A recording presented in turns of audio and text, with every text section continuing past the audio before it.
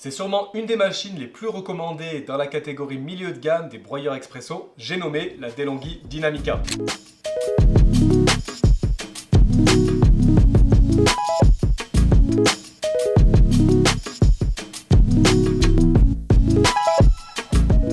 Bref, beaucoup d'éléments sur le papier qui font de la DeLonghi Dynamica une excellente machine. En fait, quand on parle de Dynamica, on ne parle pas vraiment d'une machine, puisque si vous avez fait un peu quelques recherches, vous avez dû le voir, c'est une gamme complète, de la machine la plus simple aux modèles les plus sophistiqués et les plus haut de gamme. Et je vais vous expliquer toutes les différences qu'il y a entre les machines dans la suite de la vidéo. Comme à chaque fois, je prends vraiment mon temps de tester la machine de A à Z, et je vais vous donner ici mon avis. Est-ce que c'est une bonne machine? Est-ce qu'elle fait un bon café? Est-ce que vraiment c'est la meilleure option dans les machines à grains milieu de gamme? Restez avec moi, vous allez tout savoir sur la DeLonghi Dynamica. Comme je vous le disais en introduction, c'est une machine que j'ai achetée, c'est donc pas un post sponsorisé, mais je ne suis pas un site d'e-commerce. J'essaye de faire les tests les plus complets, les plus objectifs possibles, afin que vous sachiez exactement qu'est-ce que cette machine a à offrir. Parce que comme je le mentionnais, si vous avez déjà fait des recherches, vous avez vu qu'il existe énormément de variations et de modèles différents qui portent tous le nom Dynamica. Et si DeLonghi est vraiment réputé pour la qualité des machines à grains, des fois c'est un peu difficile de s'y retrouver dans tous les noms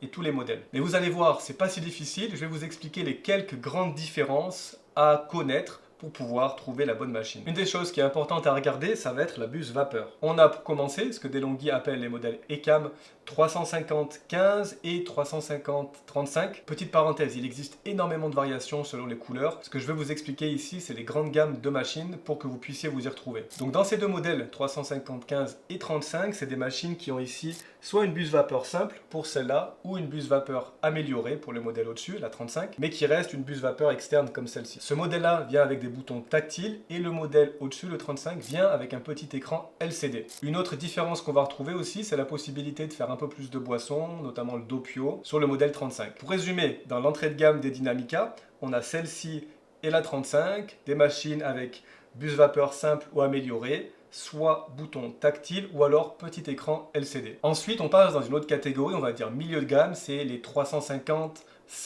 et 350-55. C'est des modèles de Dynamica qui possèdent une carafe comme celle-ci qui viendra se clipper là. Et ici, même distinction, sur la 350-50, on retrouve des boutons tactiles, donc avec la carafe, et le modèle au-dessus, 350-55, le petit écran LCD. Ça va, vous me suivez? Vous êtes toujours avec moi? Et d'ailleurs, pendant que j'y pense, un petit service que j'aimerais vous demander, allez mettre un pouce levé juste en dessous, abonnez-vous si ça vous plaît, c'est le moyen de pouvoir aider la chaîne et de pouvoir m'aider à faire plus de vidéos comme celle-ci. On a donc vu l'entrée de gamme avec la buse vapeur classique ou améliorée, le milieu de gamme avec le système Latte Crema, là aussi avec bouton tactile ou écran LCD. Une dernière catégorie à regarder, c'est la Dynamica Plus. La Dynamica Plus, on la retrouve sous la référence à 370-70 ou 390. Bref, tous les modèles qui vont être au-dessus de 370. Et là, on a beaucoup plus de boissons possibles. Le pichet Latte Crema, évidemment. Un écran non pas LCD, mais un TFT couleur de 3.5 pouces, qui est vraiment très sympa. 5 boissons café, 8 boissons lactées. Pour les prix, dans les modèles d'entrée de gamme, on est autour de 450 à 500 euros. Et puis, évidemment, plus on monte en gamme, plus on va monter à partir de 550, 600 euros pour les milieux de gamme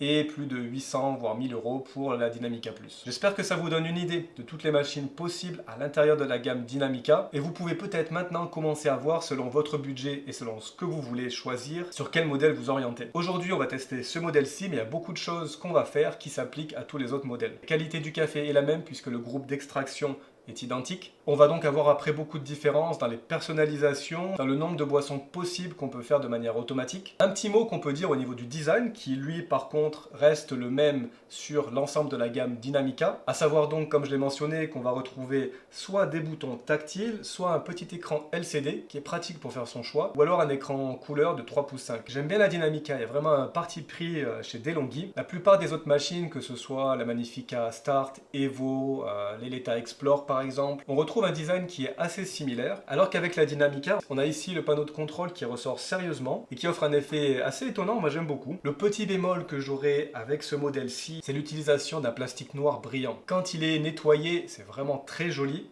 D'ailleurs, à chaque fois et avant chaque vidéo, j'essaye de bien nettoyer mes machines et j'ai beaucoup de difficultés avec la Dynamica. Une fois qu'elle est propre, je peux plus la toucher. L'inconvénient donc du plastique noir brillant, c'est qu'il va se marquer très facilement. Traces de doigts, traces de lait, c'est donc une machine très salissante. Bon, c'est pas très grave, mais c'est une des machines dont j'ai eu besoin de le nettoyer le plus régulièrement. À noter aussi que sur ce modèle-là, on n'a pas le repose-tasse. C'est quelque chose que moi j'ai pas vraiment utilisé avec les machines à grains. En termes de finition et de qualité de construction, on a une machine qui est donc quasiment entièrement en plastique, ce qui est de toute façon normal dans cette catégorie-là. Une petite touche très sympa que j'aime vraiment beaucoup sur les modèles Dynamica, c'est qu'on a un grand repose-tasse qui lui est en acier inoxydable et qui, avec le reste chromé de la machine, a vraiment un très bel effet. L'inconvénient de ce type de repose-tasse ici, c'est qu'on n'a pas de petites lamelles en plastique qui viennent sortir pour le protéger. Il va donc se rayer très rapidement. Je vous le mentionnais, mais c'est quelque chose que j'apprécie beaucoup sur tous les modèles DeLonghi, c'est donc que tout se fait par l'avant de la machine, sauf bien sûr le bac à grains qui est là, on va en reparler. Mais donc le réservoir à eau se sort ici par l'avant. Et puis le bac de récupération des eaux usées et de marc de café se trouve aussi ici par l'avant. Intéressons-nous maintenant de plus près aux différentes fonctions de la machine. On va commencer par le bac à grains qui se trouve donc en haut ici, avec, comme vous pouvez le voir, la trappe à moulu qu'on retrouve au même endroit pour toutes les machines DeLonghi. On va donc pouvoir mettre du café moulu directement dans la trappe si on n'a pas de café en grains. On retrouve ici le fameux broyeur en acier réglable sur 13 positions de DeLonghi. Et au passage, n'oubliez pas de régler votre moulin seulement quand il est en train de moudre du café. En général, sur les DeLonghi, ça dépend un peu de la machine, de la manière dont elle est sortie d'usine. Mais globalement, je suis entre, on va dire, le 5 et le 2, voire le 1 sur la position du moulin et selon le café. Et si vous vous demandez comment régler votre machine à grains, je vous conseille de regarder cette vidéo. Ça vous donnera une idée un peu plus précise pour vous faire un bon expresso. On retrouve un couvercle ici qui est un peu fumé, qui va donc bloquer les rayons de la lumière. Ça, c'est une bonne chose. Et on retrouve aussi le petit joint en caoutchouc qu'on avait perdu sur la Magnifica Start par exemple, qui est toujours appréciable pour pouvoir avoir une meilleure conservation de son café. Ce modèle-là a une buse vapeur ici qu'on va pouvoir utiliser pour se faire nos cappuccinos, latte macchiato. Et on verra ça juste après, comment sélectionner et comment l'utiliser correctement. Le bec verseur du café ici, malheureusement, descend pas très bas. C'est pratique si vous avez un mug plus gros, mais si vous avez une petite tasse à expresso, en général, le café risque de gicler un peu. Là, c'est dommage, j'aurais bien aimé pouvoir descendre un petit peu plus le bec verseur. Le réservoir à eau se trouve donc de ce côté-là, on l'enlève très facilement et on a aussi accès à la trappe derrière pour sortir et nettoyer le bloc d'infusion. On a en dessous le plateau égouttoir dont je vous ai mentionné les mérites juste avant. Il a une assez bonne capacité, on va avoir ici un petit indicateur qui va arriver quand il sera plein. À côté, on a le bac de récupération des galettes expresso qui peut contenir 14-15 galettes. Donc là aussi, on a vraiment une bonne contenance. En termes de sélection et de boissons possibles, on a ici les classiques expresso, le simple ou double. On va pouvoir régler l'intensité sur 5 niveaux. On peut aussi choisir le café moulu en appuyant ici. On peut se faire des cafés un peu plus longs. Et on a aussi l'option de ce que DeLonghi appelle le café long. La machine va lancer 2 cycles de mouture avec une extraction plus lente, saccadée, pour avoir un café qui se rapproche du café filtre. On a ensuite l'accès à la buse vapeur. Sur les modèles plus haut de gamme, on va avoir par exemple Doppio Plus. Pour les machines qui utilisent le système latte crema, on va avoir les cappuccinos, latte macchiato qui vont pouvoir être faits de manière automatique. Mais ça, je vous en parle un petit peu plus après, je vous montre comment ça fonctionne. On va s'intéresser maintenant au cœur de la machine et à l'expresso. On va faire une extraction. On va voir ce que ça donne, on va goûter ça. On va partir ici sur un double expresso et puis je vais mettre l'intensité au maximum.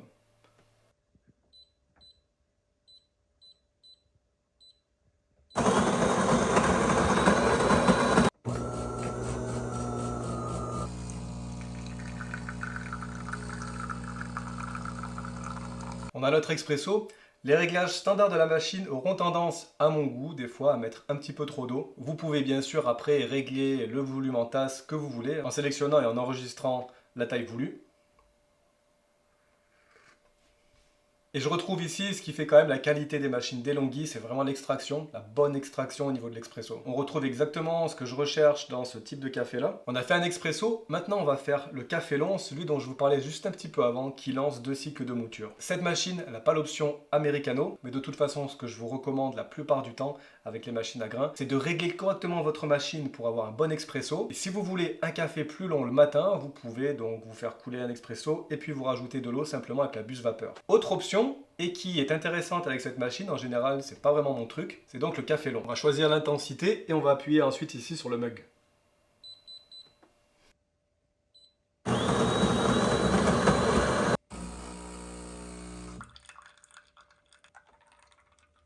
La machine vient de nous préparer un bon mug de café. Pour moi, c'est l'idéal par exemple le matin.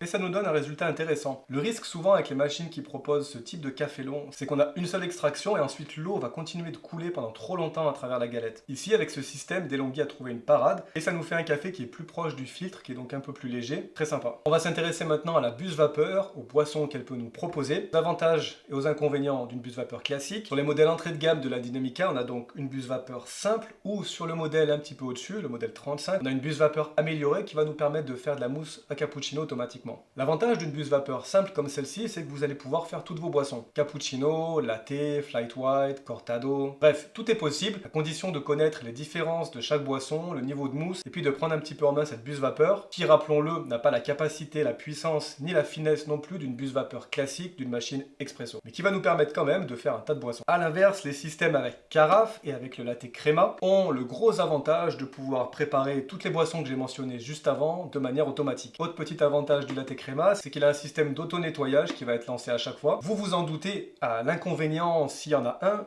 pour les systèmes avec carafe, c'est évidemment le prix. Alors qu'avec une Dynamica d'entrée de gamme, on peut rester autour de 450-500 euros. Avec les systèmes latte crema automatiques, on va commencer à passer à 550, 600, voire comme je vous l'ai dit, 800, 1000 euros pour les Dynamica Plus. Mais voyons ensemble ce que ça donne. On va faire un latte macchiato. On a notre mousse de lait, on va la mettre ici dans la tasse pour faire un latte macchiato. Et après, on va faire couler l'expresso.